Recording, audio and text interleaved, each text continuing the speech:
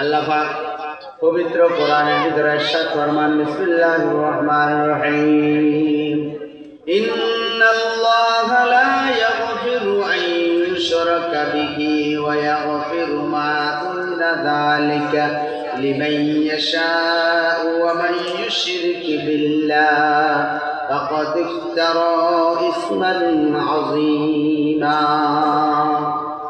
আল্লাহ পাক পবিত্র কোরআনের ভিতরে ইরশাদ ফরমান, ইন্নাল্লাহা লা ইয়াগফিরু আন ইউশরাকা বিহি, নিশ্চয় আল্লাহ তাআলা ক্ষমা করে দেন। ইন্নাল্লাহা লা ইয়াগফিরু, আল্লাহ তাআলা ক্ষমা করেন না যারা আল্লাহর সাথে শিরক করে। ওয়া ইয়াগফিরু মা দুনা যালিকা লিমান ইয়াশা, শিরক ব্যতীত অন্যান্য যত গুনাহ আছে আল্লাহ পাক ইচ্ছা করলে বান্দাকে ক্ষমা করে দিতে পারেন, কিন্তু একমাত্র শিরক, যে শিরকের গুনাহ আল্লাহ পাক ক্ষমা করবে না। সবচাইতে বড় অপরাধ হলো ফাকাদ ইফতারা ইসমান আযীমা, সবচাইতে বড় অপরাধ, জঘন্যতম পাপ শিরক। এই শিরক যখন আমরা করব তখন আমাদের ঈমান ভঙ্গ হয়ে যাবে, ঈমানটা আবার নতুন করে জোড়া লাগাইতে হবে। তাফসীর ইবনে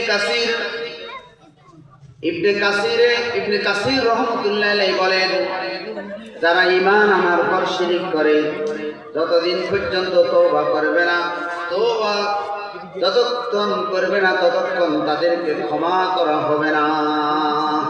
এমন এক গুনাহ তওবা করলে আল্লাহ পাক তাকে মাফ করে দিবে, না হলে তাকে কোনো ক্ষমা করা হবে না।